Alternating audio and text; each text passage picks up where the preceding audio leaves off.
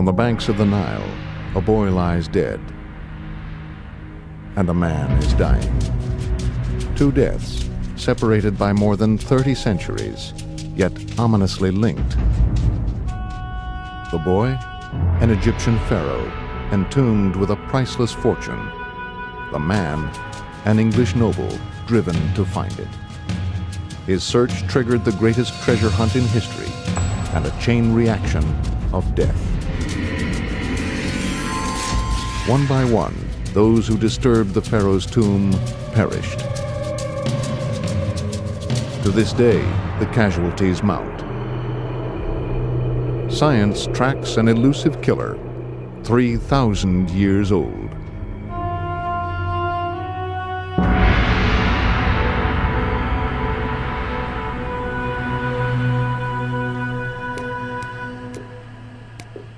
In a Pennsylvania hospital, a young woman is starving to death. The food she needs is oxygen. A simple cough has turned to lung failure. Doctors are stumped by the cause. Unknowingly, the patient's husband holds the first clue to her baffling disease. Its origins lie 6,000 miles away, in a land riddled with age-old mysteries.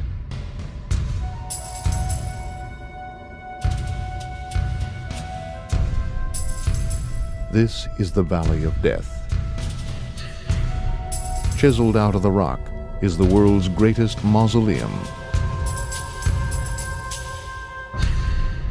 1,500 years before Christ, the pharaohs of Egypt were laid to rest here, in the Valley of the Kings. It's said you can't take it with you, but they did. Each pharaoh was buried with a king's ransom: ivory, ebony, gold. Each tomb camouflaged by the barren desert. But when archaeologists arrived centuries later, they found only withered bones. Others were here first. There's a whole village at Kurna, near the Valley of the Kings, which is 1,000% tomb robbers, then and now. And when they can't find something, they forge it and sell you a forgery. Or when they find something, they replicate it and sell the replications. Hey, you know, this is going on since the first pharaoh was interred, these guys started. For archaeologists, the Valley of the Kings is still the richest pickings on earth. Yet once they believed it hid no more surprises. Certainly not a lavish tomb for a minor pharaoh.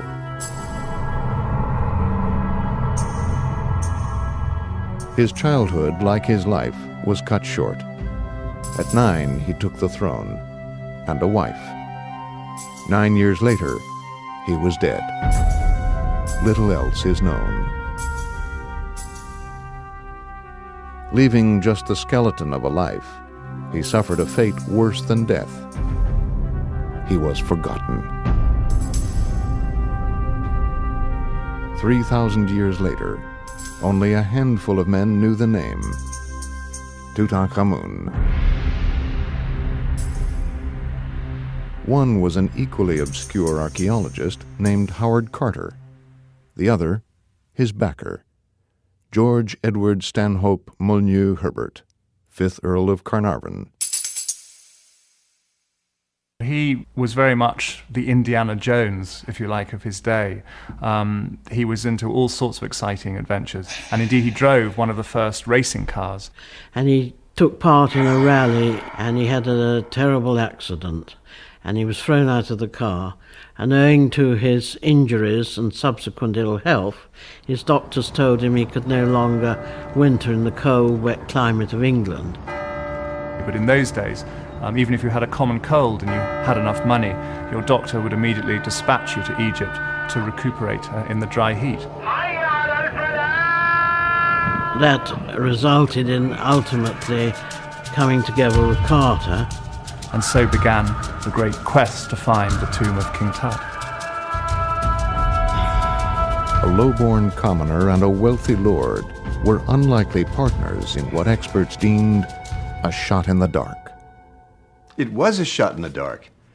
This was a time there were no metal detectors, no sophisticated sonar equipment to look into pockets and hollows underneath the soil or the sand. So it was a shot in the dark for everybody but Howard Carter. Unlike his predecessors, Carter methodically dug up the Valley of the Kings, yard by yard. He found acres of disappointment. Just before Christmas in 1921, Carnarvon sent for Carter here at Highclere Castle to tell him that he could no longer afford to go on funding what appeared to be a useless project. Carter explained there was very little left to do and begged for one more season, which Carnarvon agreed, but made it absolutely clear that that was the final season.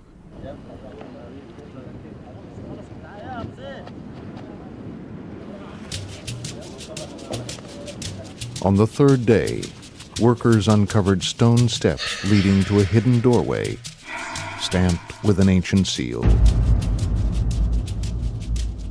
It was the mark of royalty. After 5 years of bad news, Carter sent his partner a ray of hope. Carnarvon was having tea with his daughter Evelyn here in the hall at Highclere Castle when they got a telegram saying, "Think of discovered entrance to magnificent tomb with seal still intact, awaiting your arrival." While Carnarvon was on his way, something unnerving happened to Carter.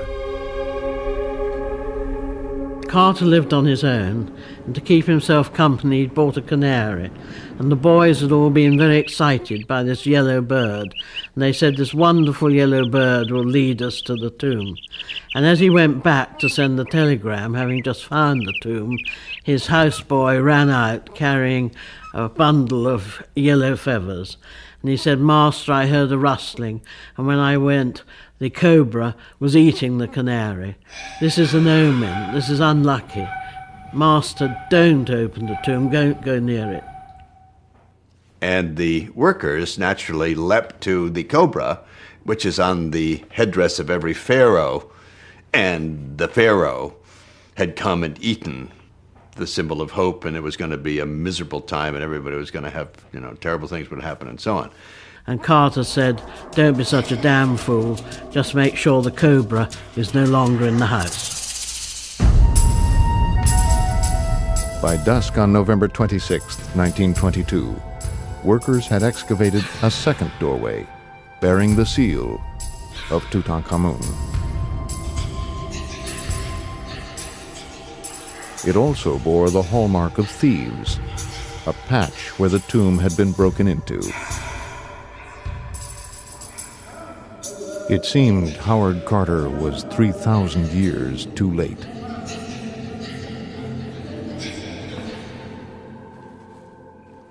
Alone in the passage stood Lord Carnarvon, his daughter, Lady Evelyn Herbert, Carter's assistant, and Carter himself.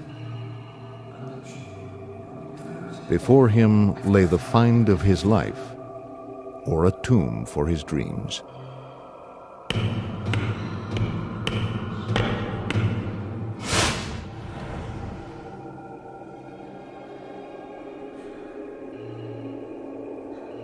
An eternity passed, while Carter peered into the gloom on the other side.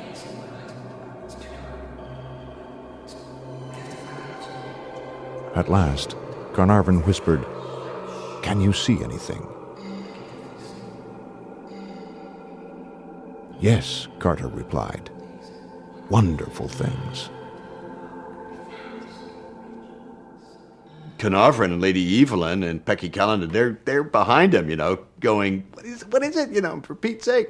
And finally he says, wonderful things, full of emotion. He could hardly speak. And he looks in and he sees this chamber just cluttered with treasures. The entire room glittered, and all that glittered was gold. Carter was stunned. We'd never dreamed of anything like this. A whole museum full of objects, some the like of which we had never seen. The thing was overwhelming. There's never been a pharaoh found in any way almost intact. People have been searching for them. Dozens and dozens of great pharaohs, the richest people, the most powerful people of all of history, in perfect condition. We're talking about things that you look at now, you cannot believe that these are the thousands of years old that they are. It's awesome. I can't think of another dig that's as good as this. Can't think of it.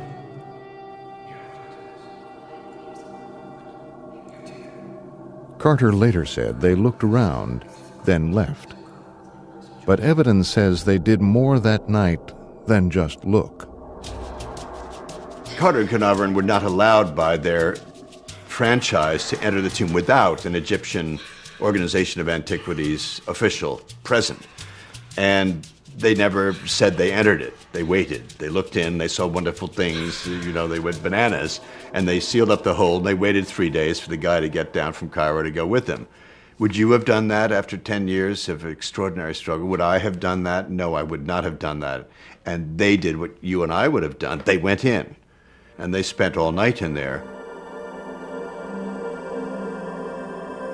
The smallest, Lady Evelyn, led the way inside. 3 men, 1 woman, and somewhere, a dead boy. It's dark. You're in there, the first person in 1,000 years to be inside the tomb of a person who had died. There must have been a little of the old haunting, the hauntedness that comes with that. Then there's fear, because they were in there illegally. They were like the thieves of ancient times. The place was a shambles because the thieves, and there were 2 sets of thieves, had gone in there, and there is some indication that at least one of the 2 bands of thieves was caught. The chances are, if they were caught in the act, head off, and that's it.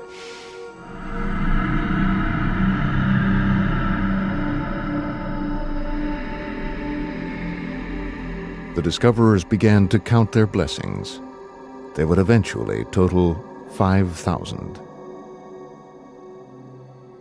The tomb of Tutankhamun was the greatest find in history. Overnight, Carnarvon, Carter, and Tut became celebrities.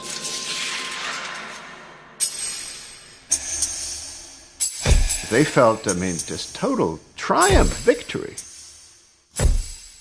And they'd been laughed at, they'd been mocked. It'd been kind of a whispering campaign, they'd lost their marbles, And here they have it. Tut's tomb also made history as the first dig ever preserved on the newfangled medium of motion pictures. This piece of celluloid preserved the discoverers. Carter, as he was photographed by Carnarvon.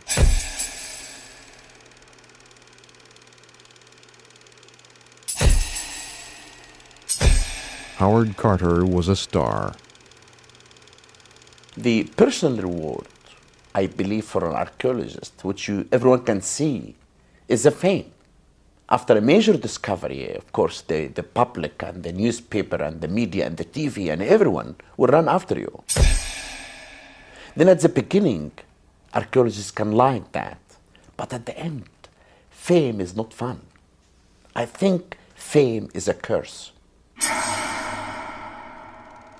Drunk on success, the discoverers made a fateful mistake.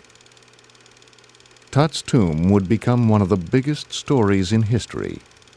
But to recoup his expenses, Lord Carnarvon sold exclusive rights to 1 newspaper. And that was the London Times. That was the gentleman's paper, This was the nobility's paper. And he signed a deal with them which caused him unending grief. Stupid thing for him to do, but anyway, he did it. Carter would live to regret the mistake. Carnarvon would not.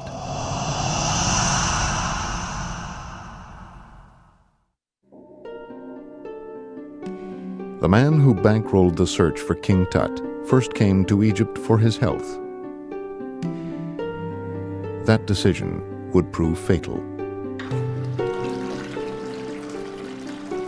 One morning in the spring of 1923, Lord Carnarvon cut himself, exactly where a mosquito bit him days before. The wound didn't heal. Days later, on a trip to Cairo, Carnarvon was racked by fever.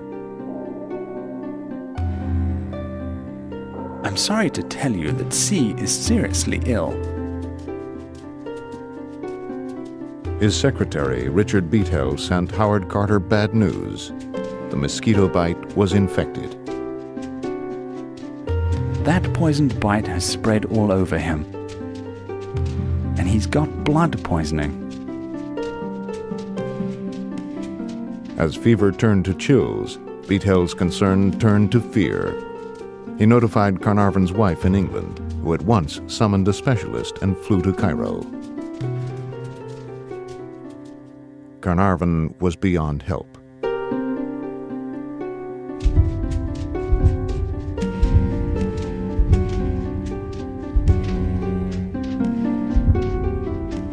At the moment that he died, all the lights in Cairo went out. And at the time, all the utilities in Cairo were run by the British Army, and they could find no way of turning them back on and could find no reason for them to have gone off. And 20 minutes later, they all came on again.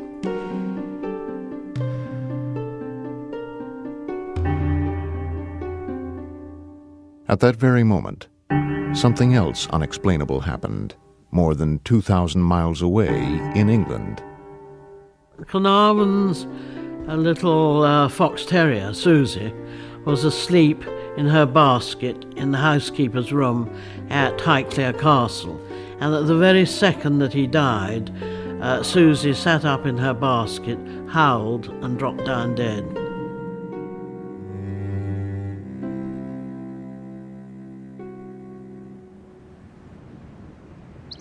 Lady Evelyn buried her father on a hill overlooking his beloved Highclere. There she also laid to rest her Egyptian adventure. When Carnarvon died, it was a tremendous shock to my mother, and it all happened so very quickly. She was only just 21, and she adored her father, and I don't think she ever completely recovered because she never went back to Egypt after his death. Like the king whose slumber he disturbed, the English noble would not rest in peace. Carnarvon's body was barely cold when the world's press named the culprit.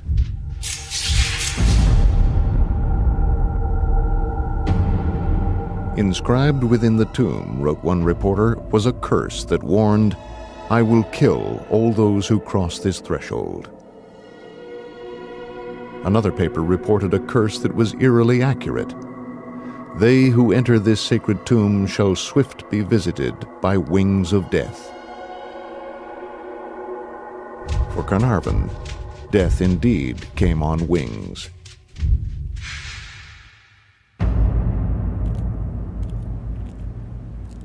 Howard Carter shrugged off the curse and went back to work, but he couldn't shake the loss. Carnarvon had shielded the prickly archaeologist from a curious world. As the world crowded in, tragedy would again strike Carter.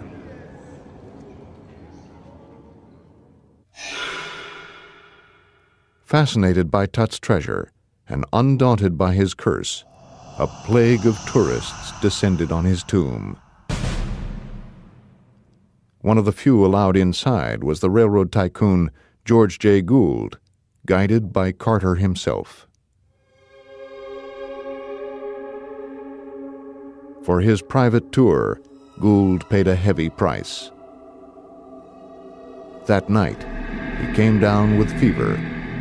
The next day, he died.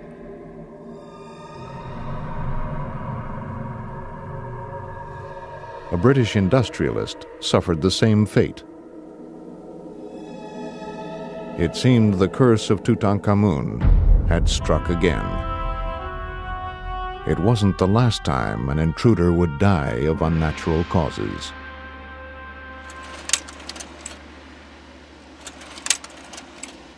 It was going to be like our honeymoon, because we never took one when we got married. Among the visitors to Tut's tomb in 1995 were Gary Munson and his wife Cheryl. For Cheryl, a student of art history, it was the trip of a lifetime.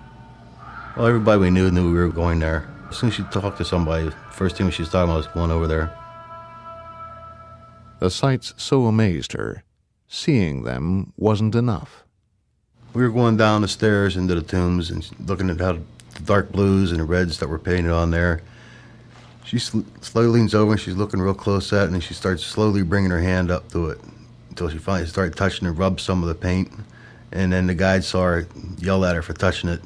She turns around and says, "My teacher said if you ever get over here, you have to touch the paint no matter what they say, because you're never going to get a chance to do it again." When the Munsons returned to Pennsylvania, Cheryl's trouble began. Maybe 3 weeks after we got back, she started getting a little slight cough now and then. And it just progressively got worse and worse till finally she's coughing most of the time. When Gary urged Cheryl to see a doctor, she refused. She'd seen her fill during a weary battle with Hodgkin's disease. She had chemotherapy, radiation treatment, just about everything you go through with a cancer treatment. And she did not want to go back to doctors after that. Finally, she had to go. I first met Mrs. Munson when she was already a patient in the intensive care unit. And at that time, she was in critical condition. She started out with some weight loss, weakness, some shortness of breath. And by the time she was admitted to the hospital for a workup, there were already major signs of disease that were present. A definite involvement of both lung fields, and this had progressed. They suspected it might have been Hodgkin's acting up again, because the symptoms were something like that. But after a day or two, they ruled that out. They started thinking something was the matter with their lungs, but they never really got the chance to find out, because it moved along too quick. So they decided they were going to have to do a lung biopsy. Both from her lung secretions, as well as subsequently from her lung itself, we were able to identify a fungus, Aspergillus niger, which is a mold, and this was very likely the precipitating event of her illness. Microscopic spores from the fungus are easily inhaled. Healthy bodies resist them, but Cheryl's immune system was crippled from her battle with Hodgkin's. The spores invaded cell after defenseless cell, destroying as they went. Cheryl Munson was starving for oxygen.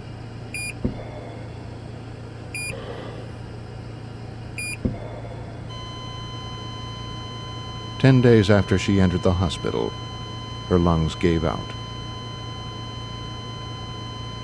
She was 38 years old.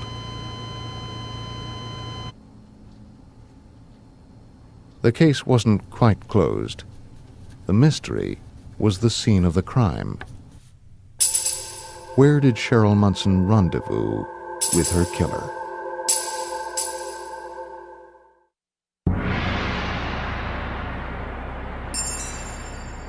For ancient Egyptians, eternal life required a well-preserved corpse.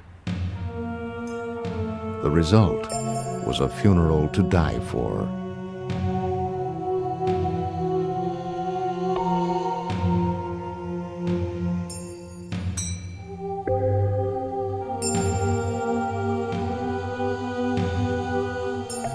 The body needed not only preserving, but protecting. To ward off evil, no fewer than 143 amulets and charms were wrapped inside the burial shroud of Tutankhamun. And these were just the first line of defense.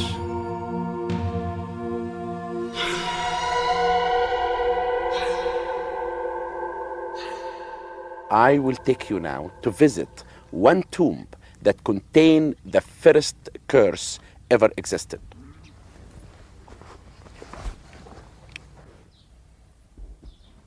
This is the tomb of Hesse. It's dated back to more than 4,000 years, and it has at the entrance of the tomb a very interesting curse inscription. From pharaohs to peasants, the Egyptians guarded their graves with spells and curses. As for any person who will enter this tomb, David Silverman is professor of Egyptology at the University of Pennsylvania. He's translated dozens of ancient curses, including the 4,000-year-old curse of Hesse.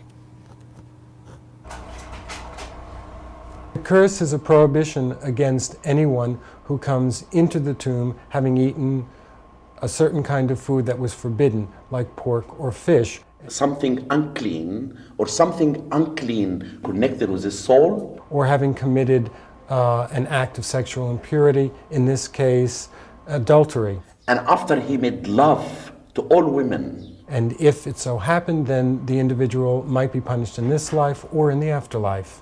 Therefore will be judged in front of the great God. For Professor Silverman, not every curse is academic. I received a call from a physician, and he told me this very interesting and very unfortunate story about a woman who had gone with her husband to Egypt and had gone into the tomb of King Tut, and it turned out that she had picked up a fungus. At that time, we were aware that we had Aspergillus niger isolated from the specimens that we took from Mrs. Munson, and we were also aware of her trip. She had to pick up something over there. So what we had to find out was whether these molds were also present in the tombs that she visited. It's the only place it could have come from. And so we called the Egyptology department at the University of Pennsylvania. So they were wondering if this had anything to do with the curse. It was very important for us also to know whether this had ever been described before. It had. In 1923, 2 men died suddenly after visiting Tut's tomb. What doctors chalked up to fever was reported as Tut's curse.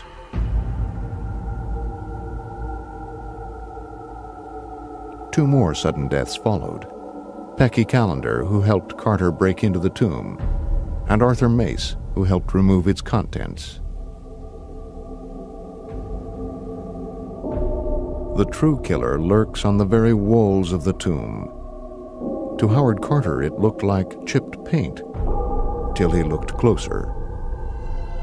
The walls are covered with small brown fungus growths, the original germs of which were probably introduced either with the plaster or the paint, and were nourished by the enclosed humidity from the plaster after the chamber had been sealed up. The fungus is Aspergillus niger. In the warm, damp tomb, it thrived, the only living thing for 3,000 years. When Cheryl Munson arrived with a crippled immune system, she was a prime host for the fungus.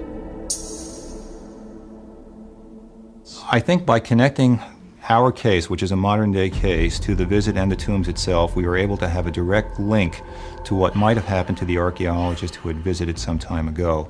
And I am rather confident that in at least some of these cases, that Aspergillus could have easily played a role. Science was ready to close the file on Cheryl Munson, but not on Tut's curse.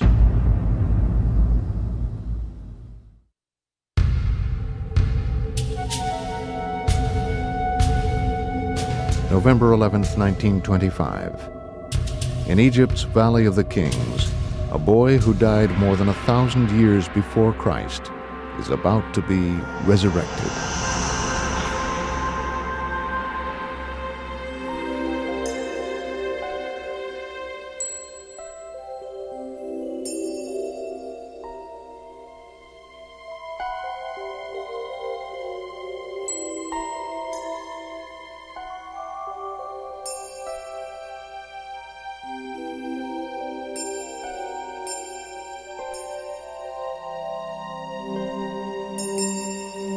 Tutankhamun lies within 3 coffins, one inside the other. The innermost, nearly 300 pounds of solid gold.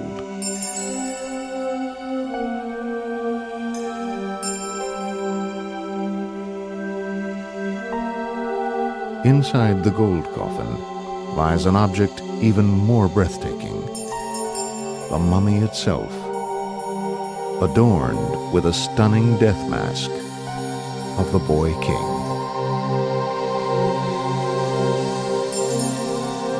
As a human likeness, only a handful of the greatest statues can hold a candle to its brilliance.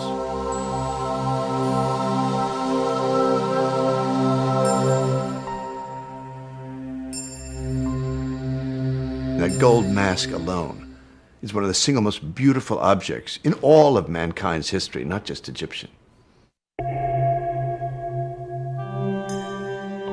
The corpse of Tutankhamun lay beneath 13 layers of linen. As Howard Carter peeled them away, he discovered the precious amulets hidden inside to ward off evil. Over the centuries, the resins and oils used to mummify the body had turned to glue. To retrieve the amulets, Carter performed a radical operation. He hacked up the corpse.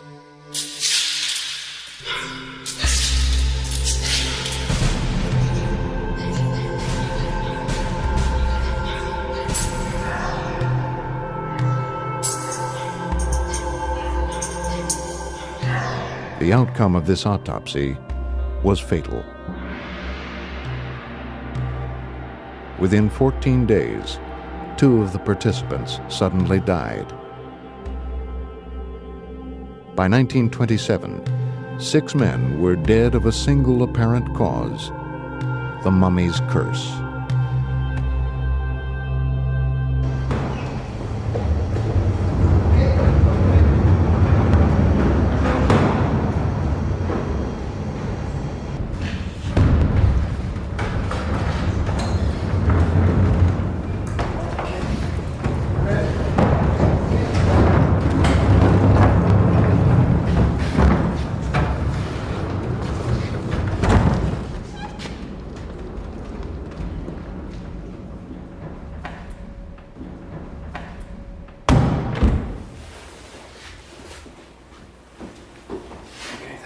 This is really such a well-preserved mask. You can see these copper eyelashes around the stone eyes here.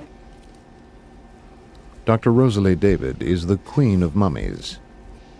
As curator of Egyptology for England's Manchester University Museum, she's autopsied 35 mummies, more than anyone else. She also pioneered a way to do it without destroying them. So we have a mummy of an old lady here using x-rays and using endoscopes. We go in through existing bodily holes and we take tissue samples and we can use these for DNA identification. And also we hope in the future it may be possible to detect viral and bacterial DNA in the mummies. So this is a much better method of working. The endoscope lets Dr. David examine the corpse without even unwrapping it, in complete safety. Working with a mummy can be hazardous, both for the operator and for the mummy, because the operator could breathe in spores from the mummy dust, and in reverse, the operator could deposit bacteria or moisture onto the surface of the mummy, thus causing decomposition. Though dead for thousands of years, a mummy is alive with bacteria, some harmless, some lethal.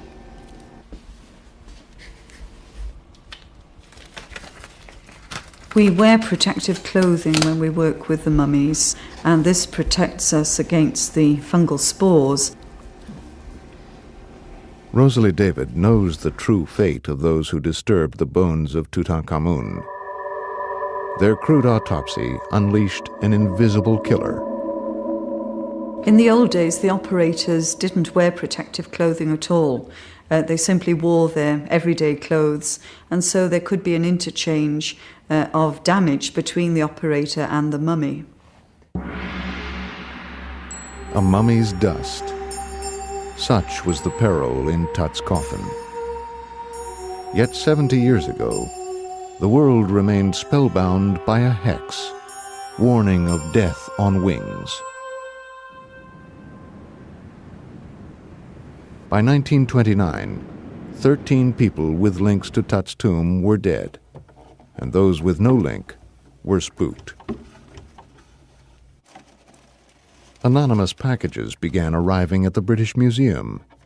They held Egyptian artifacts from collectors who sought to purge their closets and ease their minds. And this has gone on to modern times. A few years ago, a couple came in with an Egyptian object, or what they claimed was an Egyptian object, and they were concerned that it might have a curse associated with it. And they asked me to examine it. In fact, it didn't have a curse. It probably wasn't an ancient Egyptian object at all. And several months later, I had a call from the police asking me to be an expert witness in a case wherein the husband had killed his wife, and it was this couple, and he had claimed that he had killed his wife because of the curse that was on this object. The first victim of Tut's curse, the wealthy Lord Carnarvon, bequeathed to his heirs a case of jitters. After my great-grandfather's death, obviously my grandfather inherited Highclere. And my grandfather was very concerned about the curse of King Tut, and actually wouldn't allow the name Tutankhamun to be spoken in the castle.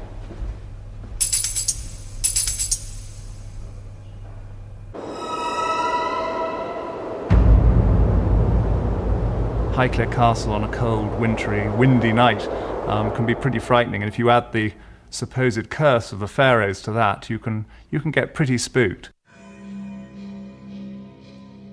Well, after my grandfather died, we had to do an inventory of the castle. And of course, being such a huge place, that did take rather a lot of time.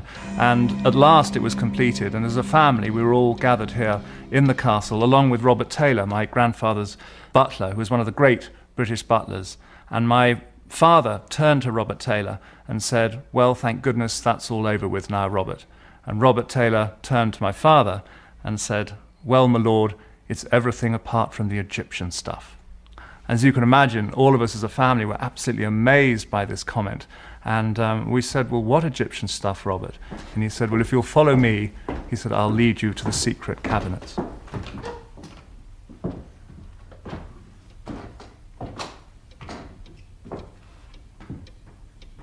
The Egyptian government kept careful track of every object found in Tut's tomb. Yet 17 small artifacts were somehow smuggled out.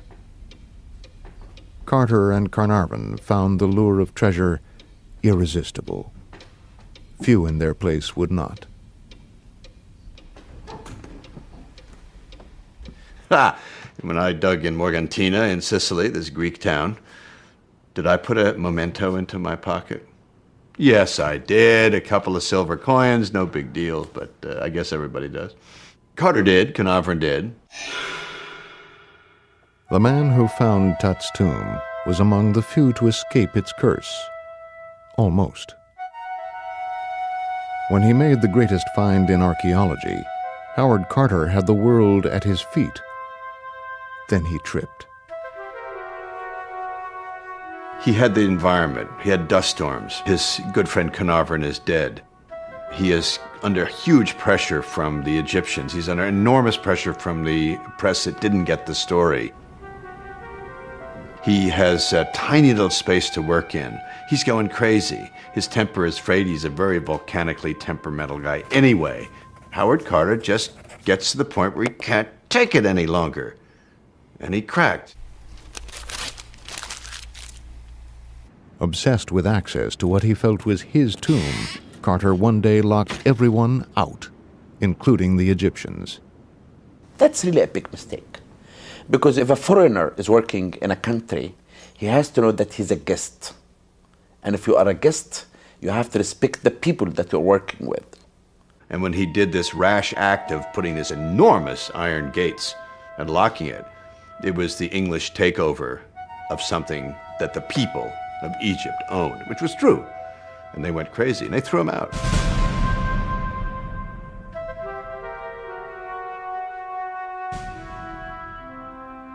After a year's exile, Carter was allowed back at a terrible price.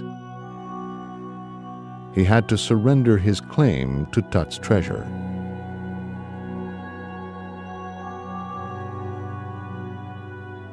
Fate spared him to live day after day with the treasure he found, but could never possess. Perhaps the ultimate curse. Carter spent the next decade in the Valley of the Kings, cataloging Tut's 5,000 wonderful things. On March 2nd, 1939, at 65, he died of normal causes.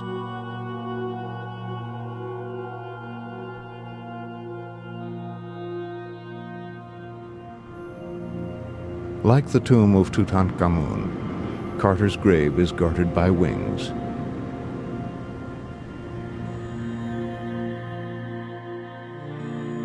Before he died, Carter made amends with Tut.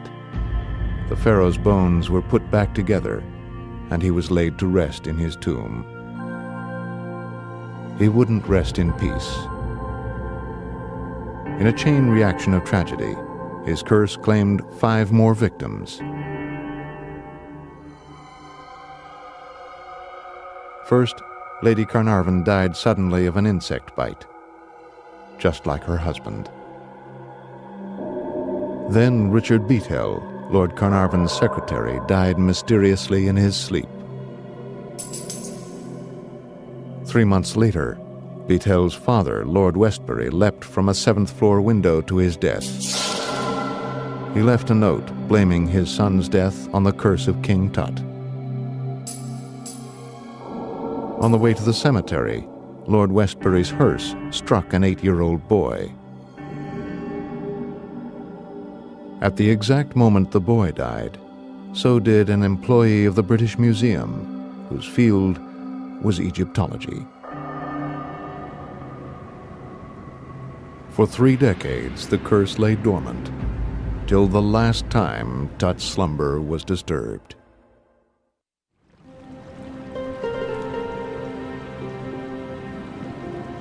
Near the banks of the Nile, the pharaoh Tutankhamun was buried, with 5,000 priceless belongings.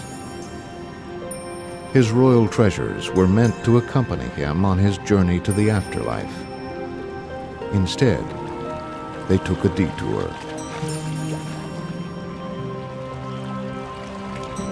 In the 1970s, Egypt bowed to popular demand and sent scores of Tut's relics on a world tour. Egypt's director of antiquities dreamed he would die if the treasures left the country. 3 months later, he was killed in an auto accident, the 25th victim of Tut's curse. The same day Tut's mask was packed for London, an Egyptian official who scoffed at the curse died of a heart attack. Among the sightseers when the treasure reached London was the first person to enter Tut's tomb, Lady Evelyn Herbert. My mother had never seen the final sarcophagus because they hadn't reached that particular chamber before her father died. At the time of the exhibition in London, the television and radio used to ring up my mother and say, tell us about the curse, and she'd laugh and say, well, I'm alive and kicking at 70, and I don't believe in it.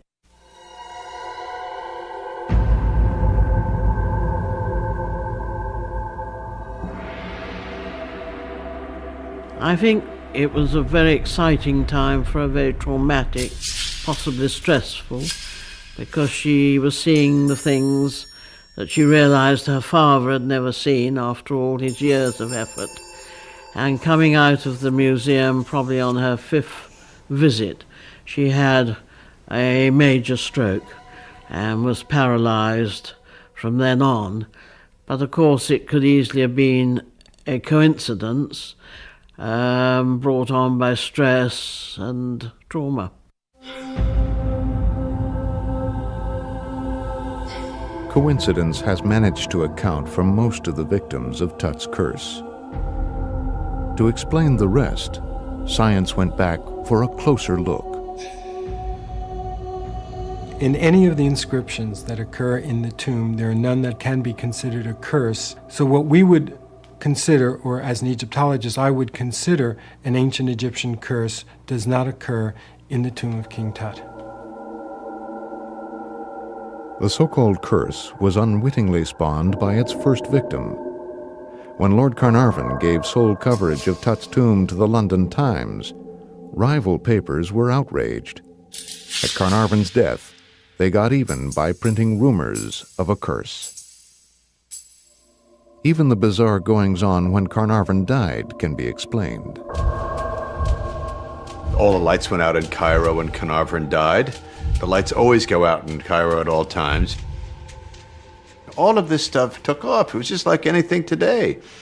An outrageous series of half-truths and some truths and some lies, some made up. It was great. Very potent stuff. Still is. When Tut's tomb was visited by Carnarvon's no-nonsense granddaughter, even she thought twice. I'd been warned following my stroke that I had a bad heart, and I saw there were steps down and a hill down. Even young people were coming up that hill and those steps, panting, and I felt that discretion was the better part of valour, and I didn't want another headline, King Tut kills again. The son of Lord Carnarvon talked about how he doesn't really believe in the curse, but he said there really isn't any way to explain a lot of what went on. And that has kept the curse alive. Accidents can happen. Like it happened with me many times, accidents like this. I was excavating in my early days in a site in the Delta. The first year, in the same day that I put the artifacts inside the museum, someone called me inside the museum and said, your uncle died. The next year, in the same day, they said, your aunt died. And the third year, my cousin died. Anyone who will see that, he will talk about the curse. And even, when I discovered a sealed tomb with beautiful 4 statues, and those statues are incredible, incredible. And I was the first one to see them. Next day, the earthquake happened in Cairo. Third day, I had a heart attack. Reporters took it as a fact, and they talked about the curse. No matter how you try to kill it, it's like a phoenix. It resurfaces over and over again. But then again, no matter how much we hear that there isn't a Loch Ness monster or that there aren't any UFOs through logical means, we still believe in them, don't we? It's marvelous human nature. We need this sort of stuff. We love it. Even if I know it's all made up, I love it. I love the Tut curse. As curator of the Tutankhamun exhibit during its American tour, Thomas Hoving one night found himself face to face with the cursed pharaoh. And I reached up and I grabbed that thing in my hands and I lifted it off the pedestal. And I was looking right, 6 inches right in those gorgeous, beautiful eyes. And I turned around, right, left, there's nobody around, and I gave him a big fat kiss right in the lips. And I'll tell you something, that curse went away from me. I was clean. I'm fine.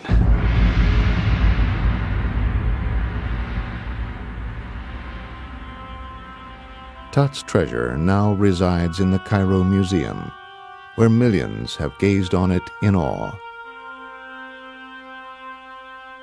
The museum is also the humble tomb for dynasties of pharaohs, But Tutankhamun still rests in the Valley of the Kings. Once the most obscure pharaoh, he's now the most famous. Ancient Egyptians went to their graves with an undying belief. Say my name, and I shall live. Tutankhamun, a household name, now has what he wanted most: immortality. He owes it to the very men who disturbed his tomb. They also left him the kind of protection other pharaohs would kill for. A curse that would make even skeptics tread lightly.